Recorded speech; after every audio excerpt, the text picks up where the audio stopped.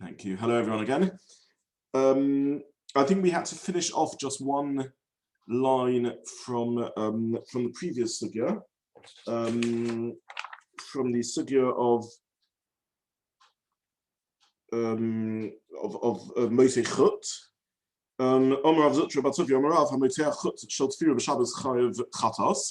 So we looked at the shitta of Rashi, who seems to say it means tightening a slack thread and through that bringing the cloth together. We looked at the shitta of the Rambam, who either meant the same and just phrases the svara differently. It's the sort of as part of the process of tefillah, tightening the slack thread, or straightening the thread, which has become a kavetz, which has become crinkled, is tzarchei tefillah, as perhaps a preparatory step to tefillah. The Beis Yosef seems to learn that the Rambam means a new chiyuv of doing something which is necessary for tefillah, even though it's not tefillah itself, whether this is preparatory or as part of the sewing process. And we saw other examples where the Rambam seems to learn such a lamdus, that doing necessary steps or additional steps, or tzorchei melacha and also melacha, and the Nishmas Adam, the Chai Adam argues on that and says, no, really the Rambam just means something analogous to Rashi. All I wanted really to see to finish off the sugya is the view of the Rach, which I discovered by lucky coincidence in my print of the Gemara. The Rach is printed on our Amud. Actually, the Rach is going on the previous sugya. The Rach is going on the sugya of the high mount of its Chalsa, Chayev Yud Aleph Chatois, or eventually the Gemara says Chayev Yud Gimel Chatois in a different scenario. And the Rach lists amongst these scenarios, Mote'ach chut shel tefillah b'Shabbos Chayev. That one of the examples is in Kofaf Pi Olamata v'Tofra. Kishemote'ach chut Chayev, and he says Mishum Tava because of spinning. So what I found remarkable in the Rach is we all jumped to the conclusion, which Rashi told us to do, that when the Mishnah says, when Rav says, Mote'ach shel tefillah b'Shabbos chayiv chatos, that's chayiv because of the melacha of tefillah. And this is indeed how Rashi and the Rambam learned. But the Rach says there's another melacha entirely going on over here, which is the melacha of tova b'Shabbos, of spinning on Shabbos. And this is good, because this we understand why when a thread goes crinkly and you straighten it, that's restoring the thread to its thread-like nature, and therefore that's part of the melacha of constructing a thread, and therefore you're chayiv as a separate melacha of tova rather than tefillah rather than tefillah. So when I saw the Rach, I had to rename the sugya in my mind. The name of the sugya is not a continuation of the sugya of Tofer. The name of the sugya is a new thing called Mote'ach chut, tautening a thread or straightening a thread. And there's machlokas which melacha this is, and the Rach learns this is the melacha of a completely different melacha to sewing. It's not melacha of tefillah. So that was really the last ha'ara I wanted to say on the sugya, that the melacha we're talking about according to the Rach is not the melacha of Tofer, but the melacha of Tofer. Very interesting. It's a completely different sugya according to Rabbeinu Chananel. Could it be one point that I just wanted to bring up, which Martin and I picked up when we went back to Ein Dalad Amud Beis and relearned the basket case, the Yud Aleph melachot, the last two, there was one chiyuv for sewing and a separate chiyuv for tying the knot, which is not.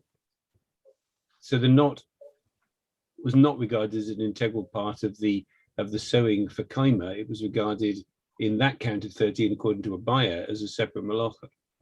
Yes, that is correct, and that's a good diuk. And that ties into the discussion that we learned when the Gemara said that you always need a kasha, whether this would be included or not. So yeah, you're correct. Could it not be that the Mote'ach chut in the case of the basket, the melacha is tefillah, but in our case the Mote'ach chut is tefillah? That it could be either, and that just seems to be how we read the Rach. Is I don't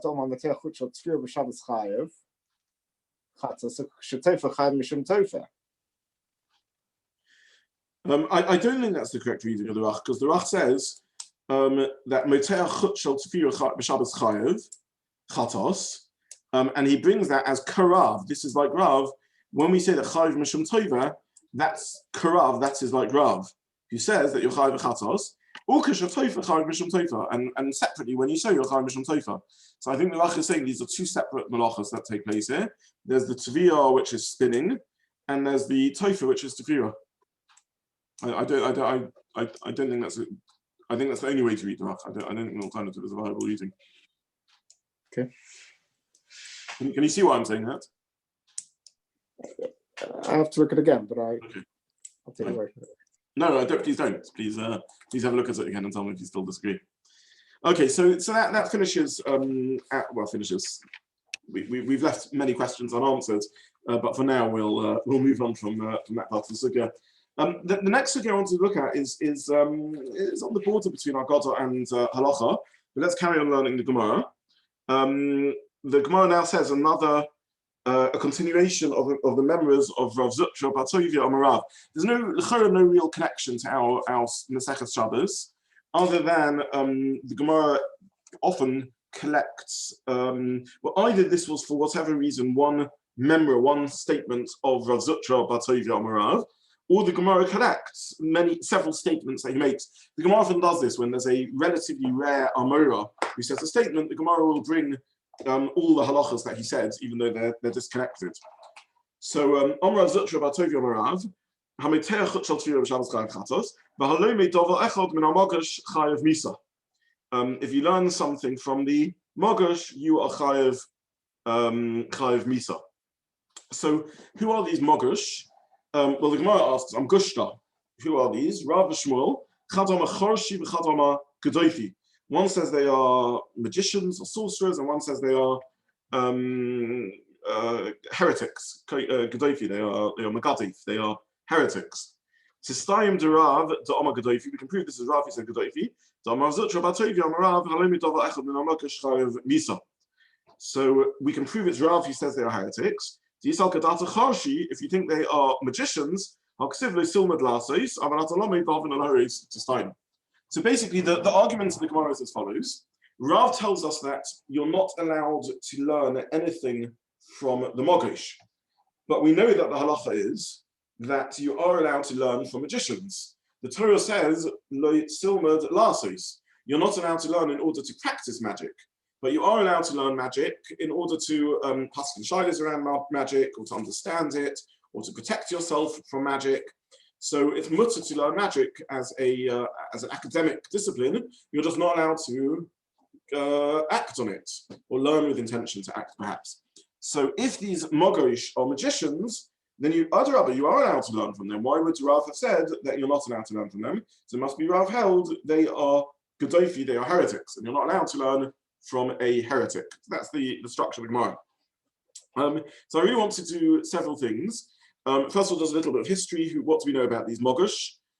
Secondly, what in general, just it's a nice chance to talk a little bit about the sugya of Kishuf in the Torah. And I printed lots of Maram Makomis around the topic of magic in the Torah, just as a very interesting sugya. And thirdly, to have a look at the poskim and Shulchan Aruch and see what comes out of Lamaisa from this, because this is quite, it has relevance on Lamaisa. So the Magush presumably refer to the Magus, as they're called, the Magi, who, as far as we know historically, were Persian priests of the religion called Zoroaster, the belief in Zoroaster. So the Persians had a dualist belief, a belief in two gods, a god of good and a god of evil, a god of light and a god of dark. And they had priests who are magi, who are presumably these Amgusha, who are being spoken about, Amgushta, who are being spoken about. Probably the source of the modern English word of the word in English of magic. That's probably where the word magic comes from these magi, from these figures who are priests. So we'll see later that the poskim on the Shulchan Aruch, I don't know who managed to work through to the end of the Maram Makomis, the poskim on Shulchan Aruch ask, how can there be a machlokas here between Rav and Shmuel, what they believe? I mean, go and check them out and find out what their beliefs are, whether these people are heretics or just magicians. I mean, find out what their role is and what they're doing. So we'll see later what the place can say about how to understand our sugya, which is a little unclear. But what I first want to do is just whiz through some of the early Maram Konos that speak about magic in the Torah. And very briefly, in source 1, I printed a very, very interesting sequence of halachas in the Rambam and Hilchos Avodah Zarah. It's interesting for lots of reasons. First of all, it's interesting just to see how little changes. So the Rambam says, "Ketzatah nochosh." What is nochosh? Superstition, predictions of sorts. Since a fox crossed my path, I'm not leaving my house today. This is equivalent to the modern belief that if a black cat crosses your path, then you're going to have bad luck all day and therefore you should stay home. Then he says, Ezu Kosein, it's also very interesting. He says it's a meditative experience where you empty your mind of any thought and things come into your mind. And then he says that you look into an unclear mirror of sorts and you use that as a meditative experience to begin imagining things. So if you've ever wondered how a crystal ball works, the Rambam here tells us in Hilchos Avodah Zarah, it was apparently used as a way of a meditative way to empty your mind, and then you would begin imagining or experiencing imagery inside the crystal ball, and that's how you saw things in the crystal ball. Then he says, what's a Ma'onein? This is someone who talks about different times having good luck or bad luck, so this is still current in astrology. Then he says, what's a Chover? He says a Chover who says words, syllables that have no sounds, magical that have no meaning, magical incantations, and they wave an object in the hand, like a key or a rock. So this is the modern day magic wand, where you wave an object in your hand and you use incantations and you make things. It's very interesting to see how these things change. The important point for our purposes is that in Halacha Tzayin, the Rambam says his very famous shitta, that there's no such thing. This is all nonsense, this is all rubbish. And the Torah isn't just telling us this is real, but also, but rather the Torah is telling us this is something that you shouldn't believe in, this is nonsense. In other words, when it comes to other Isurim, the Torah doesn't tell you that there's no such thing as pigs. Or it doesn't tell you that that the meat of the chazir is not good meat or not tasty meat. It tells you it is tasty, but don't eat it. Whereas with magic, the Rambam learns, it's not pshat that the Pasuk is telling you it's real, but don't use it, but it's telling you it's nonsensical, it's unreal, it doesn't really exist. This is the famous shitta of the Rambam. This was one of the big arguments around the philosophical views of the Rambam. The Rambam denied the existence of Kishuv and also of Shadim. In my Sunday morning philosophy share, I happen to be doing Shadim at the moment, so there's a little bit of a connection between the two sugyas. And the Rambam also denied the existence of Shadim and the Gon. He wrapped him on his skull, and he says the Rambam was unduly influenced by philosophy. That led him to this view, and of course there are such things as these things, but this is the view of the Rambam. It's very interesting because you have in source 2 printed Ibn Ezra, you have the argument made both ways. The Rishonim who believe in magic say, why would the Torah usher it if it didn't exist? The Torah is saying this is something real that exists, but you shouldn't do it. If it doesn't exist, what does it mean the Torah is ushering it? It's just nonsense. It's just imagination. And the Rambam, Ibn Ezra, who goes with the view of the Rambam and doesn't believe it exists, says, no, the Torah wouldn't utter something that's real. If it's real, then it's real. Why shouldn't you do it? The Torah only utters sheker, something which is false. It must be, there's really no such thing. So you have the same svara used either way around, the same argument used either way around. Either it must be, it does exist, because otherwise what's the Torah uttering? It's just uttering imagination. There's nothing there to utter. It's a scientific mistake that someone happens to be making. They think it exists. And all the argument the other way around, if it did exist, why would the Torah utter it? The reason the Torah utters Avodah Zarah is because pagan worship is nonsense. If it was real, then what would be wrong with it? How can something real be also if it's real? So you have the argument going both ways around. There's a lot of questions on the Shittas Rambam because the pashtus of the psukim do seem to take magic seriously. We see that when Moshe went down to Mitzrayim, he met the Chatume Mitzrayim and the magic, and they seem to be genuine magicians. So the Rambam says this is all achizas einayim. This is all illusion, and they used to fool people by creating illusory effects. We know how some of these effects were done. So you can go to the British Museum. Actually, you can see one of these artifacts that were found in ancient Egypt. There's a very famous optical illusion. If you take a straight object and you move it very, very slowly, you're not going to get this via zoom, but it looks like you get a rippling effect. And they found sticks, very long sticks with snake heads that the Egyptian magicians used to use. And apparently they used to hide the snake head in their hand. They would hold the top of the stick with their hand, covering up the snake head. And then in front of the credulous masses from the stages, they would move the stick and it would suddenly appear this optical illusion of the stick is undulating, and the head of the stick would suddenly be revealed, and they would convince people that the stick had turned into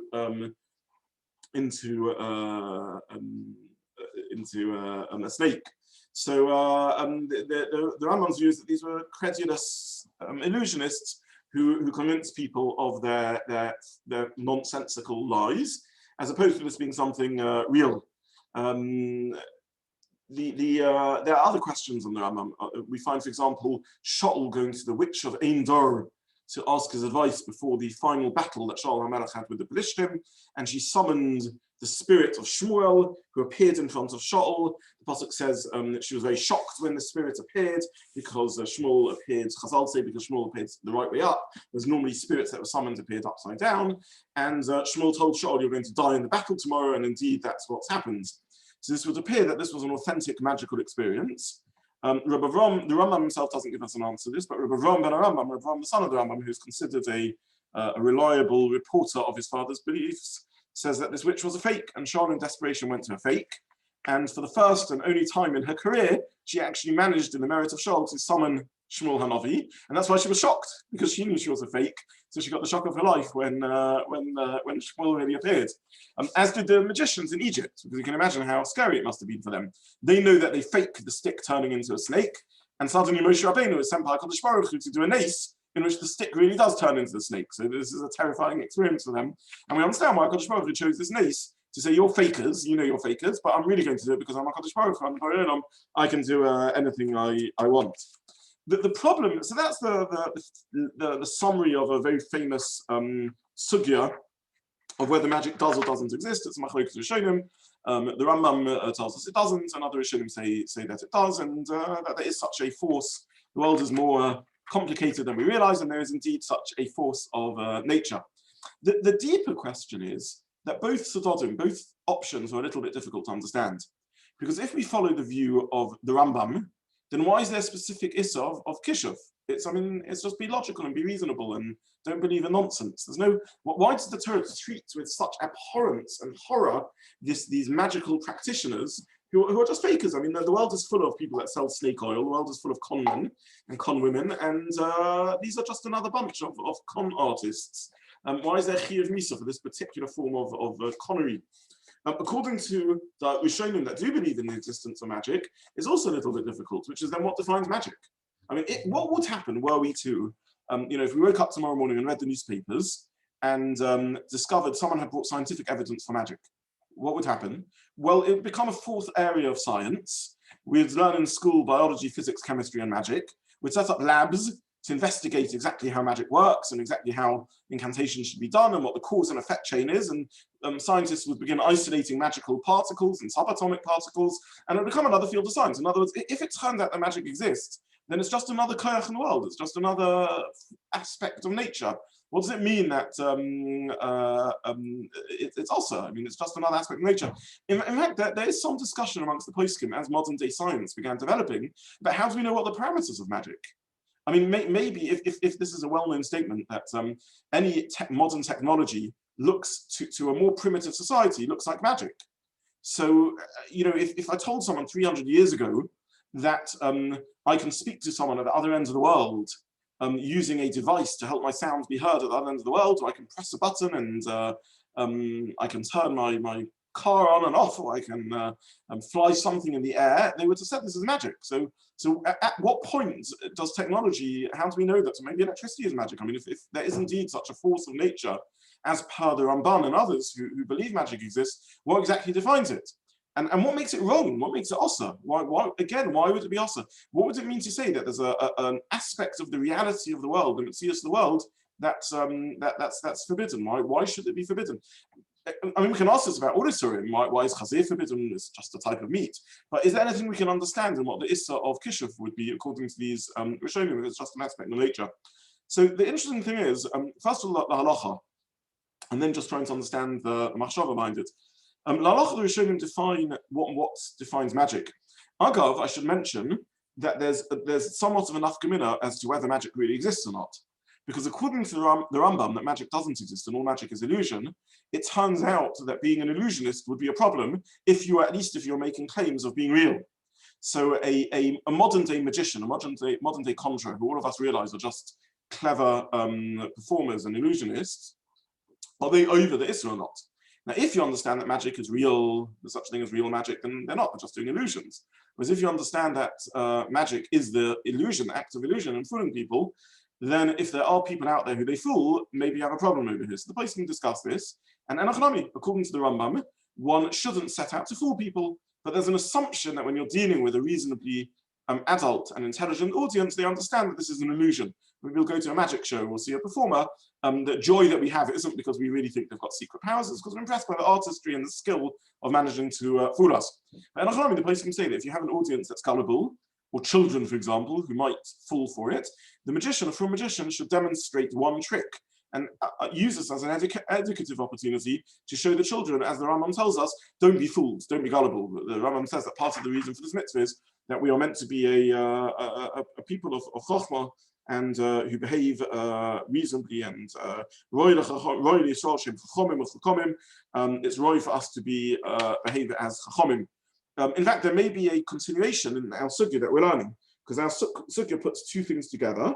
Our sugya puts together the mitzvah of l'chashiv tekufos u'mazalus, understanding the cycle of the astronomical bodies, which the Gemara links to hi chochmasom u'binaschem. It's meant to be an area of chochmah and bina. In other words, understand the functioning and regularity of the astronomical bodies, and there's a chochmah and a bina in it, because Klal Yisrael are meant to be chachomim and mevonim, and don't fall for the nonsense of astrology. That's one way of understanding. There's a regularity to how the astronomical bodies understand. So according to the Rambam, perhaps we'd understand the link between these two members of the second two members of Rav, of Zutra Batovia. Member number one, the second member is don't fall for Kishuv, don't learn things from Amgushi, who are fooling people, and you should be chachomim and chachomim, you don't fall for these things. And the third member is the chachma bina of tekufos and mazalus. But the question we have to deal with is what defines magic according to these. We're showing you what's so bad about it. So there is a Mon Nevuchim which defines magic, what makes something as magic, and this is brought also to Halacha even by the opponents of the Rambam in the Tshuvas Rashba. And basically they say there's two features of magic. The first feature is, I've been to this Mon Nevuchim, I think, is that there shouldn't be a theoretical model that explains how it works. In other words, there shouldn't be a regularity about it. As soon as you can isolate it in the lab and you can work out a rule of nature that explains it, or a pattern, an experimental pattern that can demonstrate how to do it, then it ceases to be magic. It has to be that there's an intrinsic illogicality to it. It's what he calls seguli. It's one-off things. The Rashba gives examples of, if you take a nail from the coffin of a person who was hanged at midnight, then that has a specific ability associated with it. The whole point is that there's no theoretical framework that can explain why being in the coffin of a hanged man at midnight gives it this potency. So the Rashba basically says two criteria based on this Rambam, two criteria that define this: that there isn't a theoretical framework, Ion Hatifi, an understanding of insights of nature. This is at the top of page 2 in the Mon Nevuchim, and he says it works. The Rambam says it works through forces which are segulas, we use the word segula, segula, treasured, but it means segula means a one-off unique property. The dvarim unique properties. Then it's also because there's no natural comparison you can make. It doesn't work as part of a system. So science is something that's repeatable and systematic.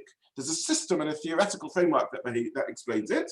Whereas the whole point of magic is that there is no systematic framework that explains it. There isn't a rationale and a rationality and something systemic about it that explains how it works. This is what makes the kishuf makes kishuf into kishuf or not. So if you meet a new technology and you're not sure whether it's kishuf or not, in Halacha, the Rashba and the Rambam would say you need to work out whether it has a theoretical framework that explains it and whether it has a repeatability, whether there's a regularity to it or not. So what's the danger of magic? Why is it something that's so abhorrent? And interestingly, the answer is the same whether you believe in the existence of magic or not, because the temptation of magic is that it gives you a shortcut. The temptation of magic is that it circumvents the system. I built the Gemara in Sanhedrin, which I'm not going to look at now, but the whole point of magic is that it cheats the system. And as we humans are always on the lookout for ways to cheat the system. How can we get to the goal that we want without having to work through, without the hard plod of life? So we want all the sweetness of life without the calories, right? We look for sweeteners that give us the sweetness of life without the calories. I'm using that as a metaphor for saying we're always looking to circumvent the attraction that we have for magic. The charm, the reason why kids are fascinated by it, and even adults are fascinated by it, is because it gives us the illusion that there's forces and abilities that we have that don't involve the hard plodding, difficult routine of life. We can just get there straight. And this is a temptation that remains to this day. To this day, there's a Yetzer Hara of wanting to find the shortcuts in life. There's a pasuk in the Zechariah that says that when Mashiach comes, all the doivrei sheker, all those that speak falsehood, and the nechoshim, those that divine divination, and those that follow the teraphim make their appearance with Lavan when Rachel steals them from those that use teraphim, all of those will be disproven. And you read the Boston and you think, well, nowadays no one believes in these things. Who are these dovrei shav and believers of the teraphim who are going to be disproven? And also the fundamental Yetzer Hara, the temptation of magic, the evil of magic, the abhorrence the Torah has of it, is because of the message that it's giving, which is this is a way to cheat the system. There's a way to circumvent the system. There's a way to beat the system. You don't have to follow the regular rules of life. You can shortcut it and find a hack, a way to work around it. The essence of magic is that it's hacking the system. It isn't working through the normal process of the world. Normal process of the world has to work through Seichel, as the Rambam explains. The normal process of the world has to follow something that's systematic. The normal process of the world is that you have to put work in, and that your reward is in proportion to the effort and the investment that you make.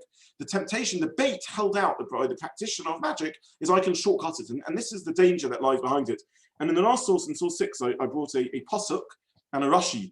Very, very beautiful pasuk. The pasuk says, "Kilo nochash b'Yaakov, v'lo kesem b'Yisrael." There's no magic. This is Bilam speaking, and Bilam is looking with wonder at Klal Yisrael. Bilam, who's the archetype magician, and he's looking with wonder at Klal Yisrael. And he says, "I don't see any magic in Klal Yisrael." The Rambam, by the way, Mishnah Torah, quoted this pasuk at the end of Halacha Tesayin, and he says it's not right for Klal Yisrael, in the middle of pasuk Halacha Tesayin. He says it's not right. If we look back at Halacha Tesayin, the Devarim Elu, this is where the Rambam says his famous view that magic doesn't exist on page 1. The Devarim Elu, kulam divrei sheker v'chazal, they're all fake, they're all nonsensical. The in Roy in Israel, it's not appropriate for Israel, Shem Chachomim, who are meant to be Chachomim, Nehemshich B'Havram, to believe these nonsenses, and so on. And then he brings, so he quotes this pasuk. But then Pinom carries on and he says, I'm now going to say to Yisrael and to Yaakov what Hashem has done. There are people who get up like a lion whelp, they elevate themselves like a lion. They don't go to bed till they eat their prey. So Rashi explains what this metaphor is. And he says they get up like a lion. When they get up in the morning from their sleep, they strengthen themselves like a lion in order to seize mitzvahs, to get on, to get up, to daven, to put talis and tefillin on, to read Shema. At night, they don't go to bed until they have said Shema, till they've deposited their spirit in the hands of HaKadosh Baruch Hu. In other words, how is Rashi translating the pasuk? Bilam is saying there's no Nachash and Yaakov, there's no Kesem in Israel. There aren't these shortcuts. So now, now I'm going to tell you the truth. How does Hashem work? And the answer is, how does Klal Yisrael understand Hashem work? Through boring, plodding work, through getting up every morning and being miskaber ka'ari and forcing yourself to get up in the morning and to say Shema and to put tefillin on and to daven, and before you go to bed to make sure that you've achieved something that day and to trust in Hashem. And this has been Bilam's message, according to Rashi. The route to get to where we need to get to is the boring, plodding daily routine of life. Don't look for kesem, don't look for the dazzling shortcuts of life. I don't go into the etymology of the words, but the words that are used for magic, kasomim and the lights, like are the words dazzle. They're the same words. The lahat is also a word. Lahatim is used for magic. And in Gan Eden, the malach is holding the cherem haminahitis, the dazzling light. There's a dazzle to magic because it offers a temptation of shortcutting the system. And this is the evil that is identified in magic. So I'll stop there because I've run out of time. Other than there's a couple of comments here. Yes, thank you. So someone posted, they did it privately, so I won't say who it was, about movements of various movements of going into this movement that are looking for shortcuts to circumvent life. Connection to the Sukkah of Tefillah. Okay, I hear. Stitching together random events. Okay. So we'll stop here for. Thank you for that, Philip.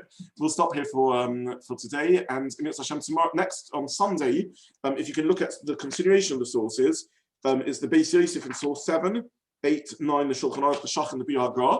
I hope you will see once you go through these Mara Makomas that yet again we hit a Sukkah which is very, very hard to translate.